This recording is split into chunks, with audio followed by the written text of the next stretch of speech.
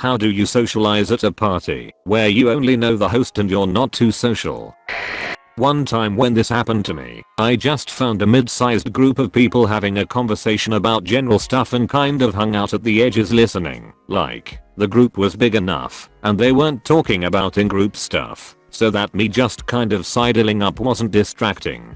I waited until the conversation reached a point where I had something meaningful to add to the conversation, and I spoke up. Then I was in, and things just kind of continued from there with me speaking more. I didn't just barge in and hijack the conversation. I was listening long enough to get a feel for the conversation and knew what had been under discussion, while also just being present so that I wasn't automatically an outsider one-sided. People had time to see me and that I was part of the group, even if just a spectator at first. I couldn't tell you any of their names, but I remember having a good time hanging out with them. This is the best advice. Just wander around and listen to conversations that are happening until you find one that you might be able to contribute to and just speak up. Humans are social creatures. Most people at a party are going to be inclusive and will welcome people who are trying to integrate. That, and don't make your first comment an inflammatory rejection of the last person's comment.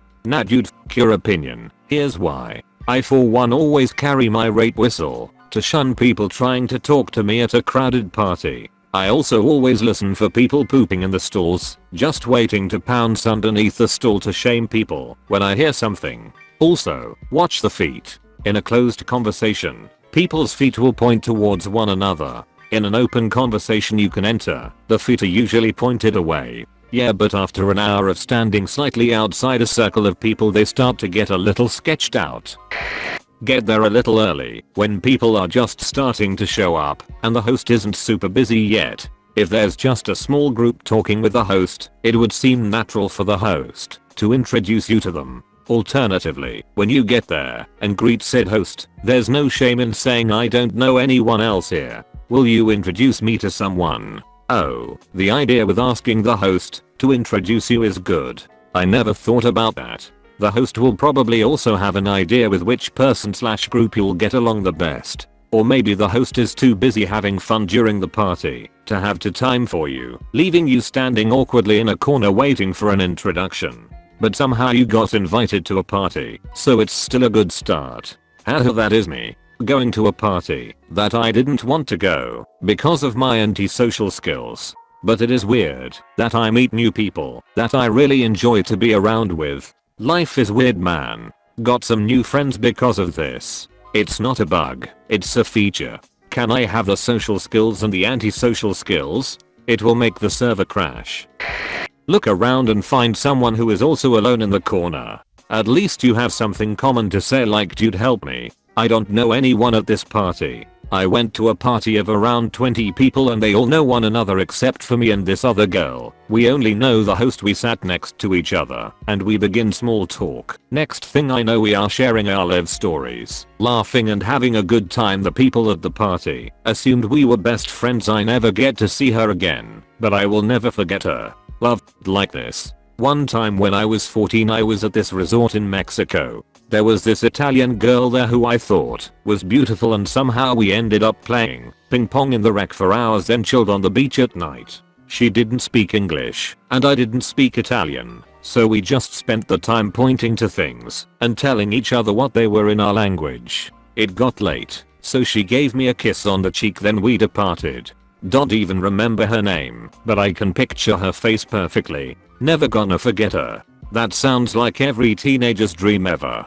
Pretty cool. I mean, the first half of the dream. Ping pong, right? You know what they say. Gotta play ping pong to use the ding dong. Should've showed her your spaghetti. Never forgetty. That makes me a little upsetty. Hey, what's up? Hey, you know Pac-Man? You know the original name for Pac-Man was Puck-Man. Not because he looks like a hockey puck, but it's Paku Paku. Means flap your mouth. But they thought people would scratch out the P and turn it into an F like man. You know what PAC stands for? PAC. Program and Control. He's Program and Control Man. The whole thing's a metaphor. All he can do is consume.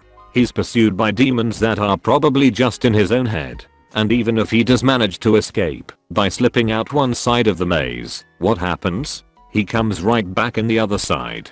People think it's a happy game. It's not a happy game. It's a fucking nightmare world. And the worst thing is, it's real and we live in it. I knew I should have gone with Frosters. Sorry mate, wrong path. Fucking hell man, what is this from? Bandersnatch. I spent 4 hours with this thing, and I don't remember that. It makes sense in context, but ugh. Now I'm going to have to wonder if I missed something. I believe it was during their acid trip leading to something about psychological experiments done on babies or something. Now I'm really lost. You must have had the acid storyline. It was a major plot point. Walk up to someone that is not busy or in a deep conversation. Introduce yourself. Ask them their name and how they know the host. Then say something nice about how you know the host. Then ask them what is keeping them busy lately. Usually an interesting conversation follows. If not, just say nice meeting you and move on to the next person. You may think you need courage or social skills first, but in reality just doing it anyway will give you the courage you felt you lacked, and the social skills will follow. To piggyback on this, as this is perfect natural conversation most anyone can do, I always say to pretty much anyone, how we doing?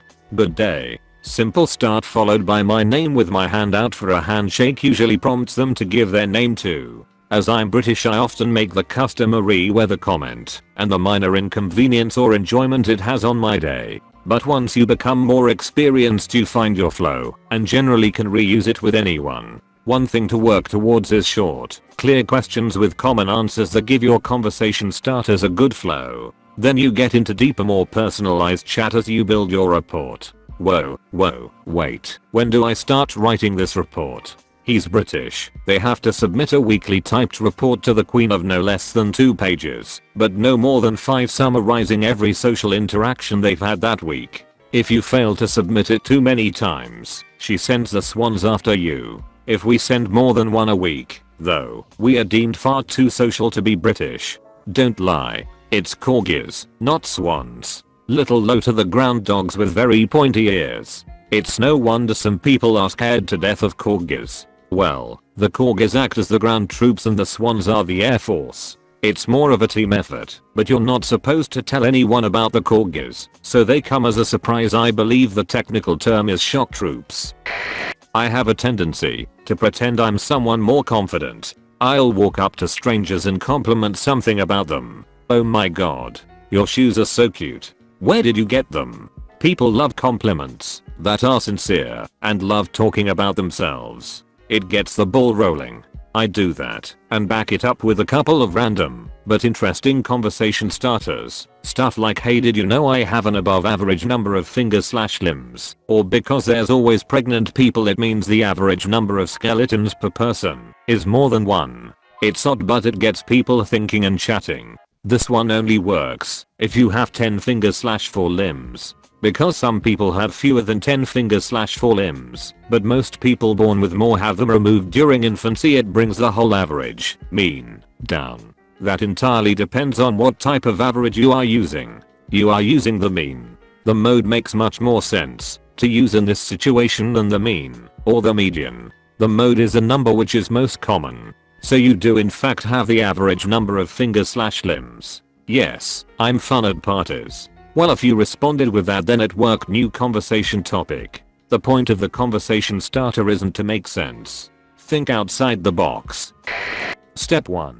Get drunk. Step 2. Get drunker. Step 3. Introduce yourself like the legend you are. I used to think the notion that alcohol made social interactions easier was a great excuse people used to get drunk. It is definitely true though. I see it so much more clearly now that I'm sober. Really f***ing hard to be sociable without your get him drunk cape on. It's not harder to be sociable. Other people struggle to be likable when I'm sober.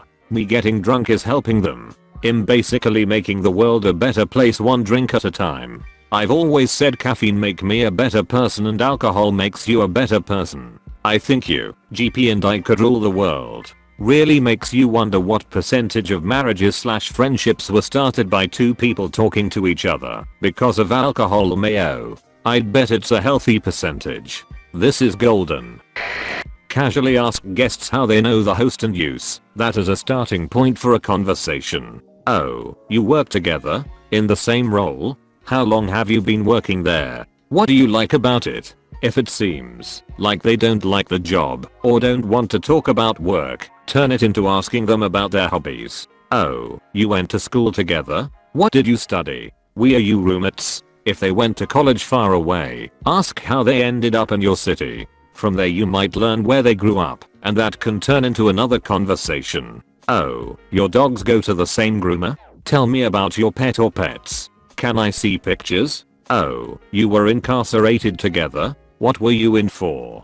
People like to talk about themselves. Usually, ask about non-controversial things like their pets, kids, jobs, most recent Netflix binge, most recent movie they saw in theaters, a recent vacation, or something similar. You can also try compliments, but don't overdo it and make sure it's genuine. I really like your handbag / necklace / watch / etc. Where did you get it? Sometimes that will open a conversation. If all else fails, find the dog or cat in the house and make friends. Other introverts will find them too, and you can all sit quietly doting on the pets until it's time to go home. So here's my problem. I like the questions approach because it keeps them talking, which means I don't have to. This is paramount because there is nothing interesting about me. But if I ask too many questions, I start to worry that the other person will begin to feel like they're being interviewed, or worse, interrogated. The awkward interview feeling only happens when their answers don't affect your questions.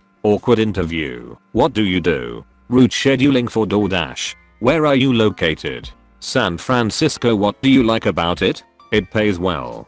Fun small talk. What do you do? Route scheduling for DoorDash. So like which drivers respond to which orders? Yeah, haha, wow. You solve traveling salesman problems for a living? Is that CPU intensive? Not as much as you'd think actually, because really good points, so directly link it to their answer.